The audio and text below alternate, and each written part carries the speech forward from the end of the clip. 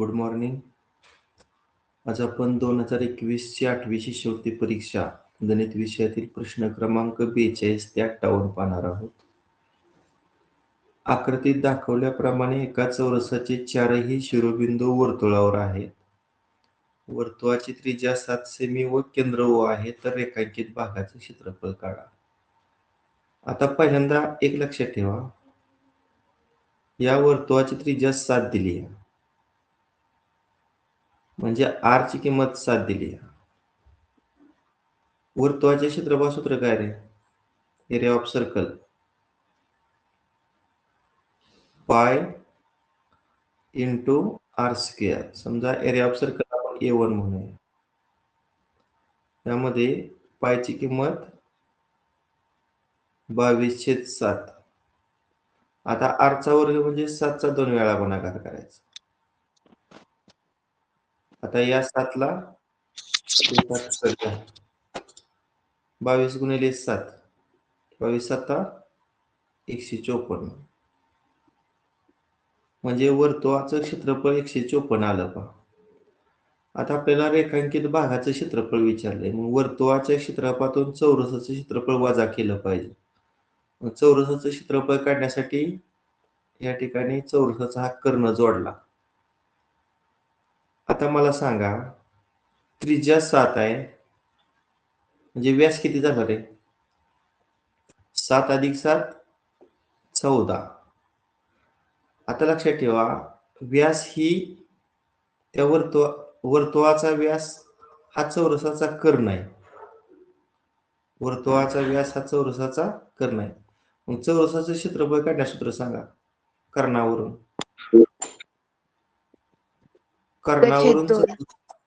हा 9/2 कर्ण वर्ग छेद 2. बरोबर आहे. मग कर्ण किती दिलाय तुम्हाला?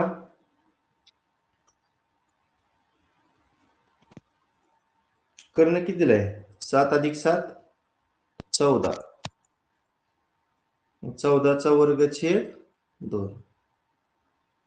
मग 14चा वर्ग 196. 196 आणि भागिले 2. कितीला भागाकार? 92 18 82 16. आता फायनल उत्तर आहे बघा. रेखांकित भागाचं क्षेत्रफळ बरोबर वर्तुळाचे क्षेत्रफळ वजा चौरसाचे क्षेत्रफळ. वर्तुळाचे क्षेत्रफळ आपण किती काढले? 154. आणि चौरसाचे क्षेत्रफळ किती काढले? 98. करा वजाबाकी या दोघांची.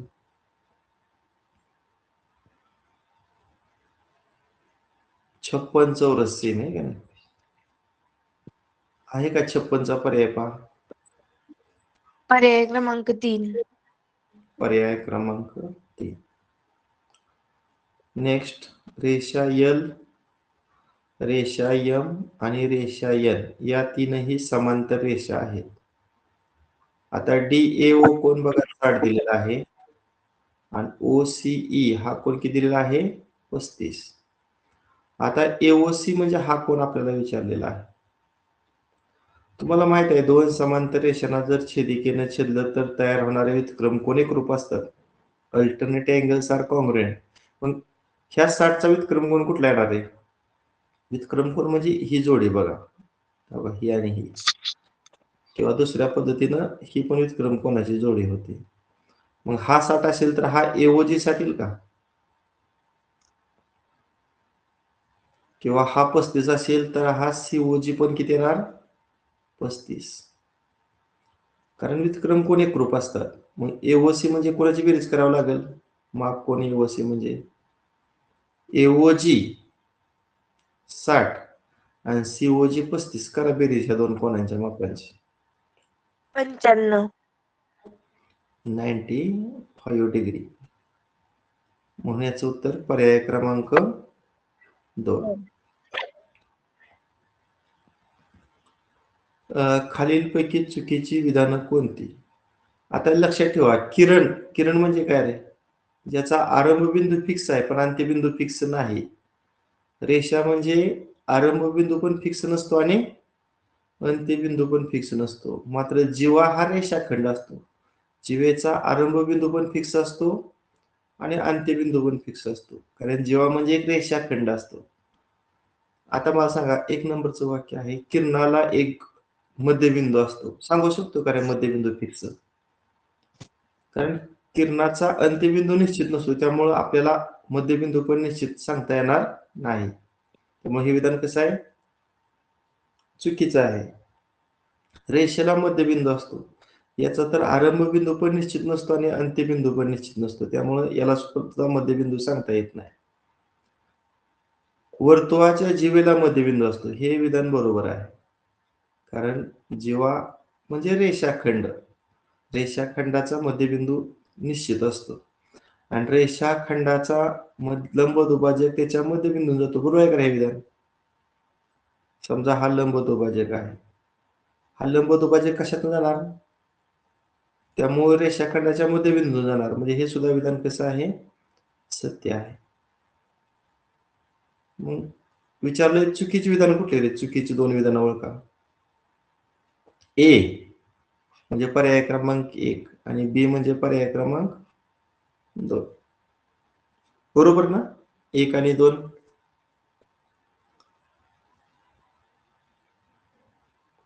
हॅलो. हो सर. नेक्स्ट.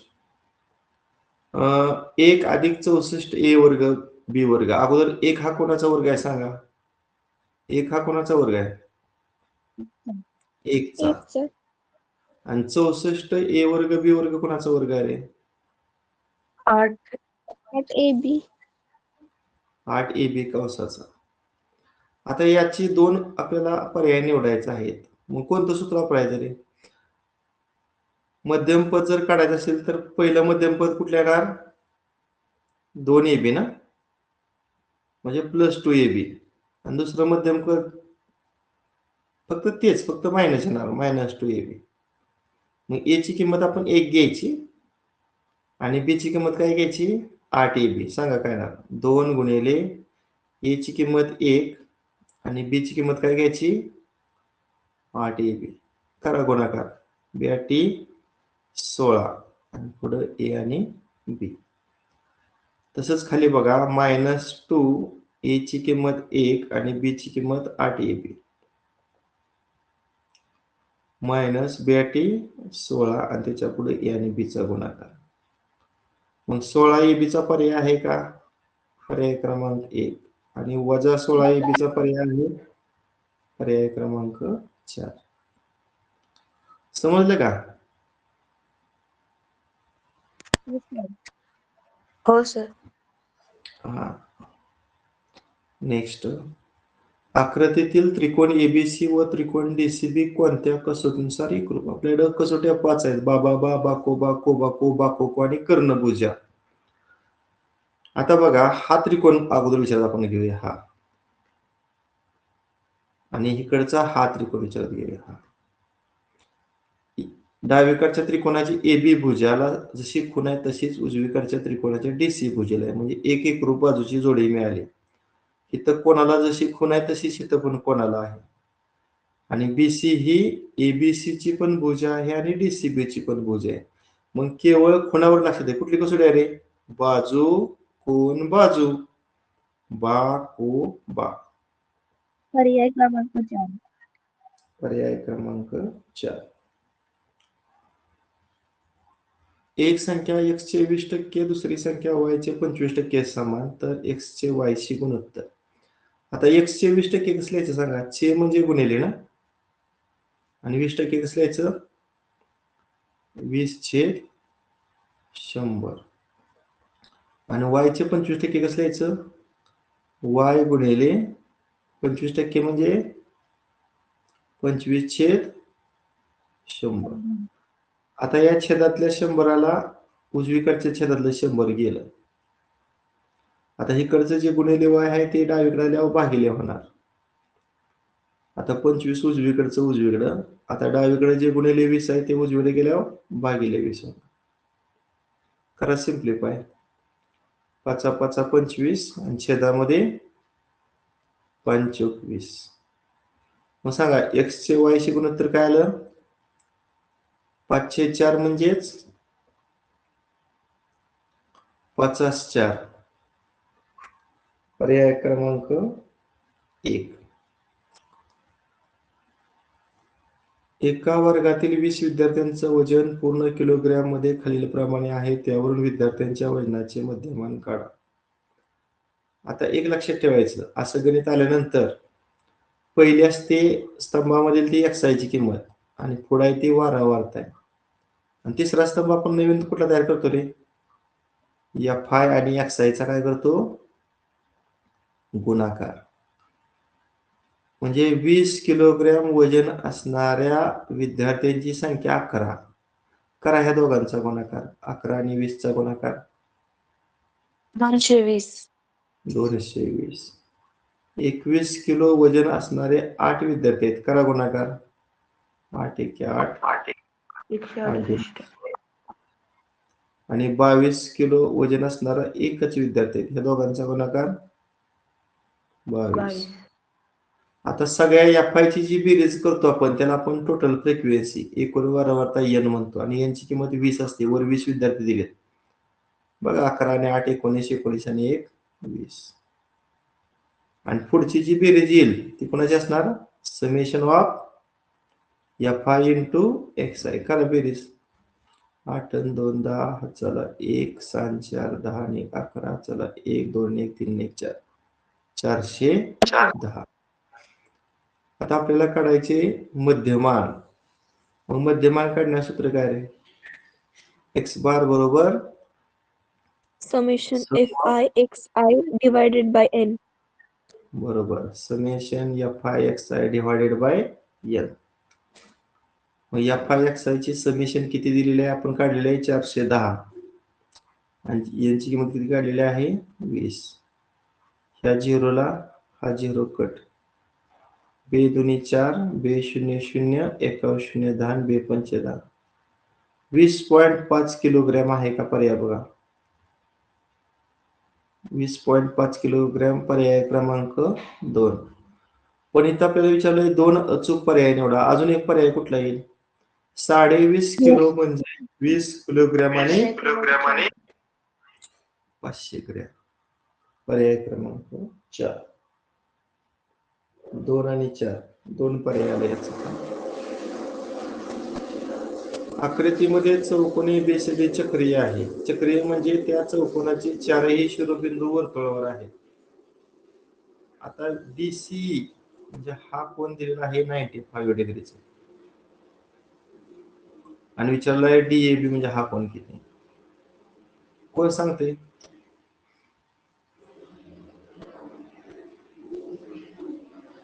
तेवढंच येणार उत्तर 95. कारण हा जो 95 कोण दिलेला आहे तो चक्रीय चौकोनाचा बाह्य कोन आहे. आणि एक गुणधर्म सर्वांनी लक्षात ठेवा. चक्रीय चौकोनाचा बाह्य कोन त्याच्या संलग्न आंतरकोनाच्या सम्मुख कोनाशी एकरूप असतो. बघा पुन्हा एकदा मी वाक्य रिपीट करतो. काय सांगितलं वाक्य आता मी तुम्हाला? चक्रीय चौकोनाचा बाह्य कोन हा त्याच्या संलग्न आंतरकोनाच्या सम्मुख कोनाशी एकरूप असतो. चक्रीय चौकोनाच्या बाह्य कोनाचं माप जर 95 असेल तर त्याच्या संलग्न आंतरकोनाच्या सम्मुख कोनाचं माप सुद्धा किती असणार? 95. म्हणून कोन डीएबी सुद्धा किती येणार? 95. समजले का नाही तुम्हाला? हो सर. किंवा अजून एक आहे. समजा हा कोन 95 आहे तर त्याचा हा रेषीय जोडीतील कोन आहे. मग रेषीय जोडीतील कोन किती असणार आहे? 85. 85 बरोबर. आणि चक्रीय चौकोनाचे सम्मुख कोन पूरक असतात. Opposite angles of cyclic quadrilateral are supplementary. म्हणजे या कोनाची आणि या कोनाची बेरीज 180 असणार. 180 तून 85 वजा केल्यावर पुन्हा या कोनाचा माप किती येणार? 95. या पद्धतीने सुद्धा चालेल. नेक्स्ट. एका आयताकार 20 सेमी गुणिले 10 सेमी मापाच्या थर्मोकॉल शीट मधून 2 सेमी गुणिले 5 सेमी मापाचा आयताकार तुकडा कापला तर उरलेल्या थर्मोकॉल शीटसाठी खालीलपैकी कोणते वाक्य अचूक आहे? आता आपण असं करूया,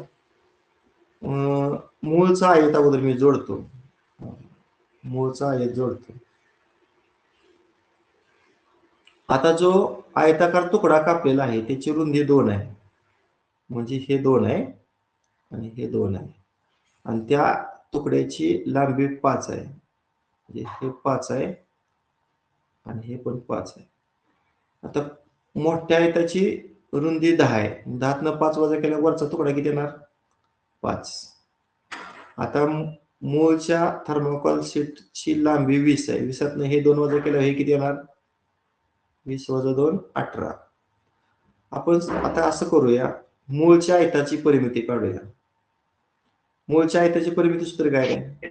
2 कंसात लांबी अधिक रुंदी. लांबी अधिक रुंदी. मग मूळ आयताची लांबी किती आहे? 20 आणि रुंदी किती आहे? 10. अगोदर कंस सोडूया.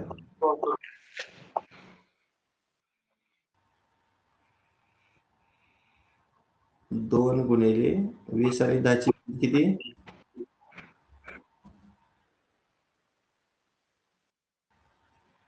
माईक बंद करा तुमचं. 20 आणि 10 30. आता ह्या दोघांचा गुणाकार 60. म्हणजे मूळ जे आयताकार थर्मोकॉल शीट आहे त्याची परिमिती 60 आहे. आता पुढची कोणाची परिमिती काढायची? तो तुकडा कापल्यानंतर उरलेला जो थर्मोकॉल शीट आहे त्याची परिमिती काढायची. आता कोणाकोणाची बेरीज करायची बघा, मी निळ्या पेनानं खूण करतो.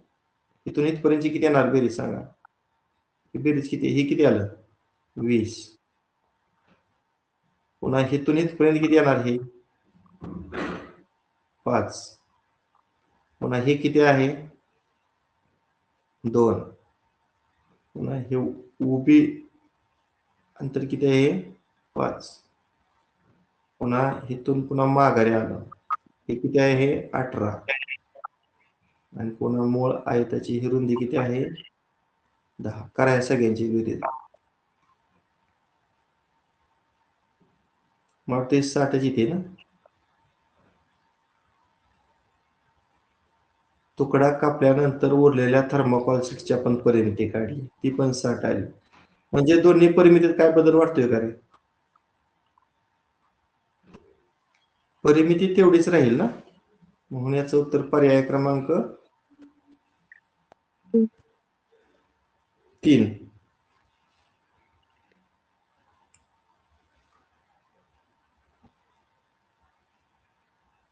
हा 51. पुढील पैकी चुकीचे विधान ओळखा. प्रत्येक मूळ संख्या नैसर्गिक संख्या असते. बरोबर का चुकीचे विधान आहे? 2 मूळ संख्या आहे, नैसर्गिक आहे. 3 मूळ संख्या आहे, नैसर्गिक आहे. म्हणजे प्रत्येक मूळ संख्या नैसर्गिक असते. हे विधान कसं आहे? सत्य आहे. प्रत्येक परिमेय संख्या वास्तव असते. हे सुद्धा विधान कसं आहे? सत्य आहे. 2 मूळ संख्यांची बेरीज नेहमीच समसंख्या असते. आता हे विधान बघा, 2 ही मूळ संख्या आहे आणि 3 ही सुद्धा मूळ संख्या आहे. यांची बेरीज करून बघा काय ती? 5. आणि 5 ही समसंख्या आहे का? विषम आहे. त्यामुळे समसंख्या असते हे विधान कसं आहे? चुकीचं आहे. आणि जोडमूळ संख्यांचा मसावी 1 असतो, हे मला वाटतं विधान बरोबर आहे. कारण जोडमूळ संख्यांच्या जोडीमध्ये दोन्ही संख्या मूळ असतात ना, आणि मूळ संख्यांचा मसावी 1 असतो. म्हणजे हे विधान कसं आहे? सत्य आहे. मग आपल्याला विचारलं चुकीचं विधान कोणतं आलं रे? सी. सी म्हणजे पर्याय क्रमांक 3. आकृतीत रेषा एल व रेषा एम परस्परांना ओ बिंदू छेदतात, तर y ची किंमत किती? आता मला सांगा, हा y आणि 34 हे दोन कसलं कोण आहेत रे? y आणि 34 हे कसलं कोण आहेत? अँगल्स इन लिनियर पेअर, रेषीय जोडीतील कोण. आणि रेषीय जोडीतील कोणाची बेरीज किती असते? 180. आता 34 उजवीकडे गेल्या वजा करा, वजाबाकी किती ते बघा. 146.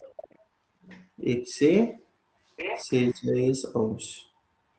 पर्याय क्रमांक 4. खालील विधाने वाचा व योग्य पर्याय निवडा. 2 अचूक पर्याय निवडा. 3 व 4 ने विभाज्य असणाऱ्या सर्व संख्या 8 ने विभाज्य असतात. आहे का विधान सत्य?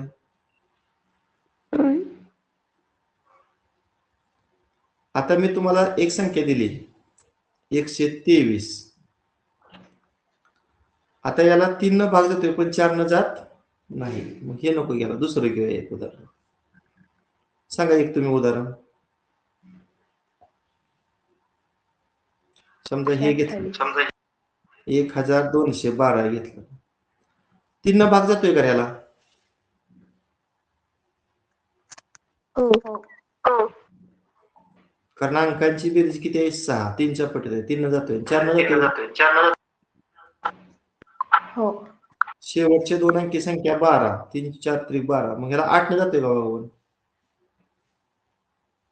शेवटचे 3 अंक विचारत घ्या. ह्याला 8 न जातोय का?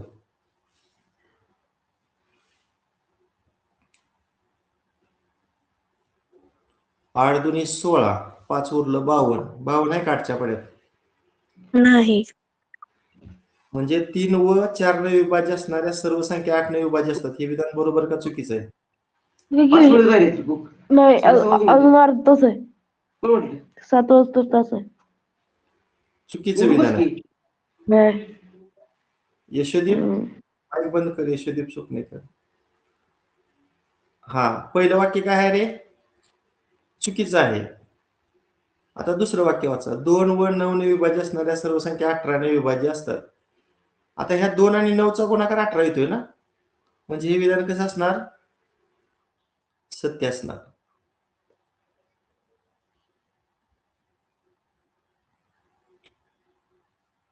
आता क बघा बन.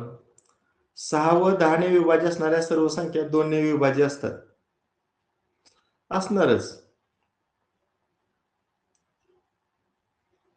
मग विचारलंय काय? पर्याय बघा. 2 पर्याय आपल्याला निवडायचे. विधान अयोग्य बरोबर आहे, चुकीचंच विधान आहे. विधान ब व क योग्य, हे पण विधान बरोबर आहे. म्हणजे याचं उत्तर पर्याय क्रमांक 1 आणि पर्याय क्रमांक 2. नेक्स्ट. दंडगोलाचं एकूण पृष्ठफळ व गोलाचे पृष्ठफळ समान होण्यासाठी खालीलपैकी कोणती अट द्यायला हवी? यासाठी 2 सूत्र पाठ पाहिजे. मला तुम्ही दंडगोलाला वृत्तचिती म्हणतात हे माहित आहे. मग दंडगोलाचं एकूण पृष्ठफळ सूत्र काय रे? दंडगोलाचं एकूण पृष्ठफळ 2 पाय r h plus r. 2 पाय r कंसामध्ये h प्लस r. आणि गोलाचं पृष्ठफळ सूत्र काय? 4 पाय r स्क्वेअर. बरोबर. आता कॅपिटल आर काय घेतलं? कारण कॅपिटल आर ही गोलाची त्रिज्या आहे आणि इकडं स्मॉल आर आहे ती दंडगोलाच्या तळाची त्रिज्या आहे. आता इथं आपण ह्या पायला हे पाय घालवू शकतो कारण पायची किंमत समान असते. पुन्हा इथं बे एक बे आणि बे दोन्ही 4. आता राहिलं काय मला सांगा? उजव्या साईडला, डाव्या साईडला राहिलं आर आणि कंसामध्ये एच अधिक आर राहिलं आणि उजवीकडे काय राहिलं? 2 आरचा वर्ग. आता आपण एक एक पर्याय शोधूया. आता हा 2 नंबरचा पर्याय बघा रे. दंडगोलाची त्रिज्या व उंची गोलाच्या त्रिज्ये इतकी हवी. म्हणजे दंडगोलाच्या त्रिज्याला आपण स्मॉल आर मानलंय बघा. दंडगोलाच्या त्रिज्या उंचीला एच मानलंय आणि गोलाच्या त्रिज्याला कॅपिटल आर मानलंय. जर हे 3 समान असतील तर दोन्ही बाजू समान आहेत का बघूया आपण. आपण प्रत्येकाच्या ठिकाणी कॅपिटल आर ठेवूया. स्मॉल आरच्या ठिकाणी कॅपिटल आर ठेवूया, एचच्या ठिकाणी पण कॅपिटल आर ठेवूया आणि स्मॉल आरच्या जागेवर कॅपिटल आर ठेवूया आणि उजवी बाजू हाय अशी देऊया. इथे का दोन्ही बाजू समान बघा. आर अधिक आर 2r आणि उजवी बाजू 2r वर्ग. आता इथं r आणि r चा गुणाकार r वर्ग. आले का दोन्ही बाजू समान? बघा, म्हणजे दंडगोलाचं एकूण पृष्ठफळ आणि गोलाचं पृष्ठफळ समान होण्यासाठी कोणती अट द्यायला हवी?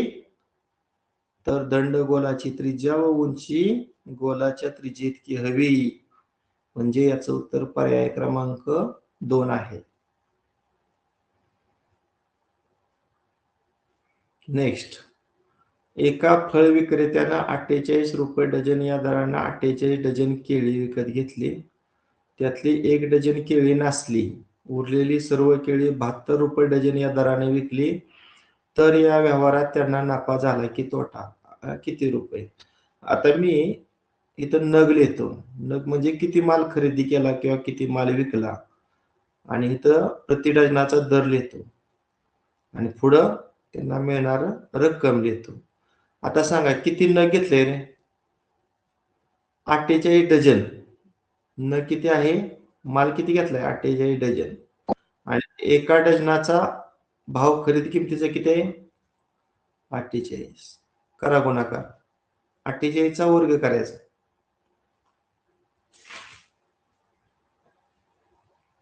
केलाय कोणी? 2304. 2304. आता ही झाली ती कसली किंमत झाली रे? खरेदी किंमत झाली. आता 1 डझन केळी नासली म्हणजे किती माल विकला जाणार आहे? 48 डझन मधला 1 डझन माल खराब झाला म्हणजे किती माल विकला जाणार आहे? 47. पण ती सर्व केळी प्रति डझन काय भावाने विकले रे? 72. आता हा गुणाकार करा 47 आणि 72चा. 3384. 3384. ही कसली असणार किंमत? विक्री किंमत. आता मला सांगा, खरेदी किंमत जास्त आहे का विक्री किंमत जास्त आहे? विक्री किंमत. म्हणजे काय होणार? नफा. नफा. नफा होणार म्हणजे हा पर्याय ड्रॉप झाला आणि हा पण पर्याय ड्रॉप झाला. मग नफा बरोबर विक्री वजा खरेदी ना. 3384 मधून 2304 मायनस करा. बघा वजाबाकी किती ते? 1080. 1080. म्हणजे याचं उत्तर पर्याय क्रमांक 2. नफा 1080 रुपये. एका इष्टिकाची ती आकाराच्या पाण्याच्या टाकीत दर मिनिटाला 60 लिटर या दरानं नळातून पाणी पडत आहे. टाकीची धारकता 108 घनमीटर. तर ती टाकी अर्धी भरण्यासाठी किती वेळ लागेल? आता आपण पहिल्यांदा काय करूया, टाकीची धारकता दिलेली आहे बघा. धारकता म्हणजेच काय रे? घनफळ. किती दिले घनफळ? 108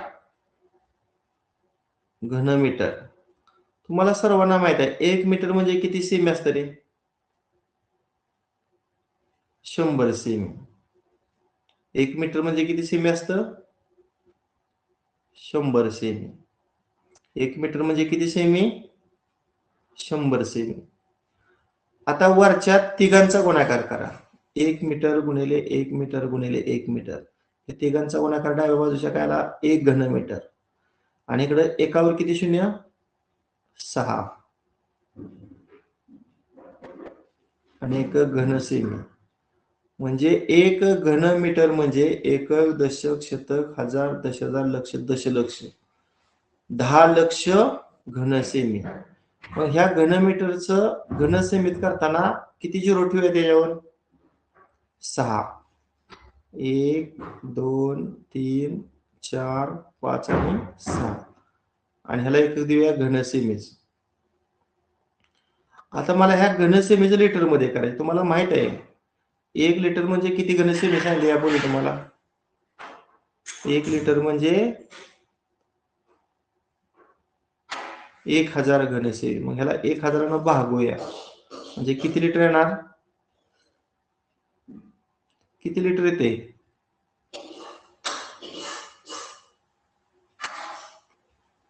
1,08,000 लिटर. टाकीची धारकता किती आहे? 1,08,000 लिटर. पण ती टाकी अर्धी भरायची आहे. अर्धी भरायची म्हणजे त्यात किती पाणी भरायचे? ह्याच्या निम्म म्हणजे 2 न भागा. 2 × 10, 2 × 8 आणि त्याच्यावर 3 0. म्हणजे त्या टाकीत किती लिटर पाणी बसवायचे? 5,40,000 लिटर एवढं पाणी बसवायचे. आता एका मिनिटाला 60 लिटर पाणी पडतं. मग अर्धी टाकी भरायला किती वेळ लागेल? मग 60 न भागूया. 5,40,000ला एका मिनिटात 60 लिटर पाणी पडतं. 60 न भागूया. ह्या झिरोला हा झिरो कट. 6×9 = 54 आणि वरचं 2 झिरो. म्हणजे ती अर्धी टाकी भरायला किती मिनिटं वेळ लागणार आहे? 900 मिनिटं. आता 900 मिनिटं म्हणजे किती तास रे? 900 भागिले किती करावं लागेल? 60 ना. 60 मिनिटाचा तास असतो ना.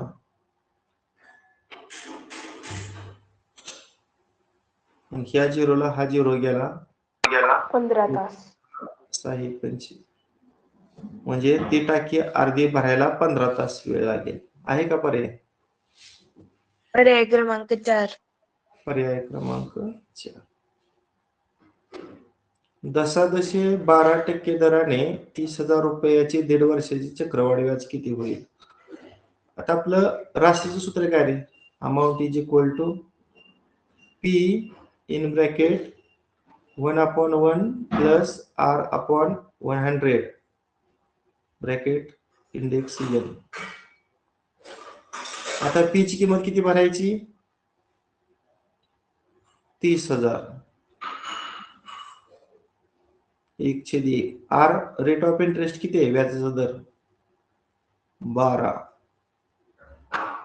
छेदामध्ये 100 आणि N ची किंमत आपण 1.5 भरणार आहे. 1.5 म्हणजे 1.5 पण लिहू शकतो.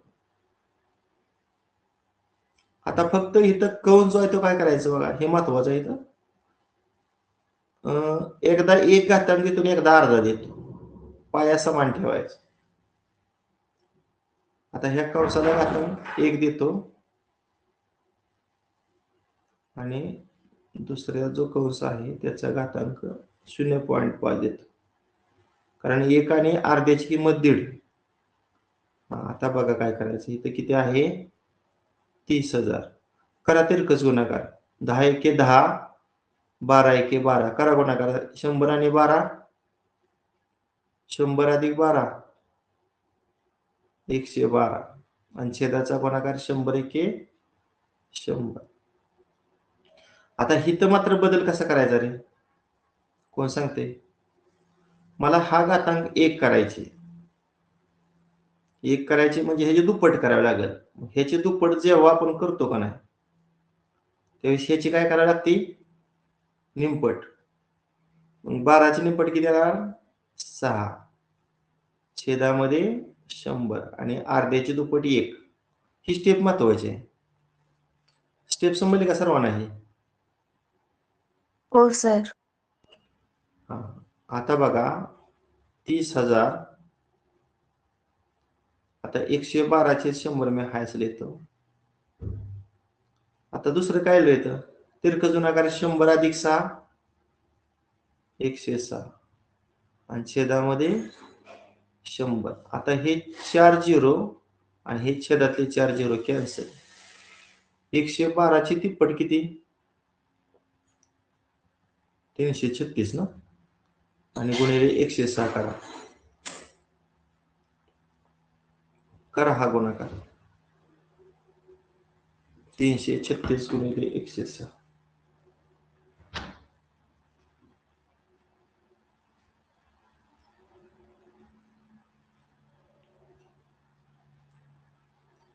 (336 गुणिले 106)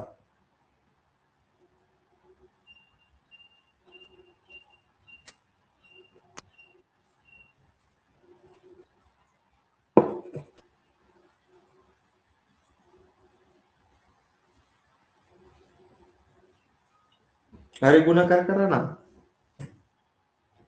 35,616. 35,616 ही रास झाली. आता आपल्याला विचारलं चक्रवाढ व्याज. सूत्र काय रे चक्रवाढ व्याजाचं? कंपाऊंड इंटरेस्टचं. Amount minus principal. मग आपली अमाऊंट आली 35,716 आणि त्यातून प्रिन्सिपल किती वजा करायचं? 30,000. किती येणार वजा बाकी? 5,616. 5,716 आहे का पर्याय? पर्याय क्रमांक 4. पर्याय क्रमांक 4. तर शेवटचा प्रश्न पहा. सर्वात एक अंकी मूळ संख्येतील अंक एकदाच वापरून तयार होणाऱ्या मोठ्यात मोठ्या व लहानात लहान 4 अंकी संख्येतील फरकाला खालीलपैकी कोणत्या संख्येने निशेष भाग जातो? भाग जातो नाही, भाग जाणार नाही आहे सर. बरं, एक अंकी मला मूळ संख्या सांगा रे कोणकोणते? 2, 3, 5, 7. 5 आणि 7 या 4च आहेत. आता एक अंक एकदाच वापरायचा आणि मोठ्यात मोठी संख्या सांगा कुठली होणार? मोठा अंक त्यापेक्षा लहान 7,532 आणि लहानात लहान कुठली होणार? उलट करायचं. 2,357. आता या दोघातला फरक काढा, वजाबाकी करा या दोघांची.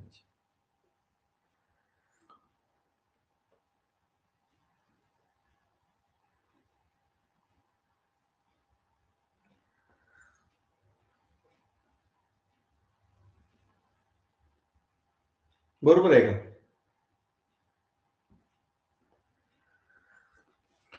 5,175.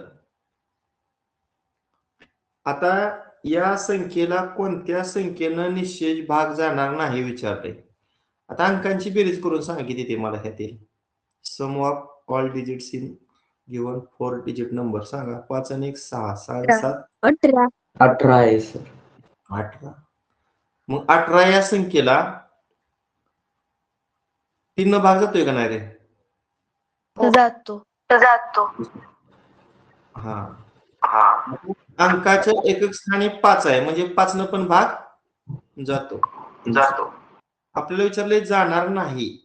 आता 9 आणि अंकाची बेरीज 18 आहे म्हणजे 9च्या पटीत आहे म्हणजे 9 न पण भाग जातो.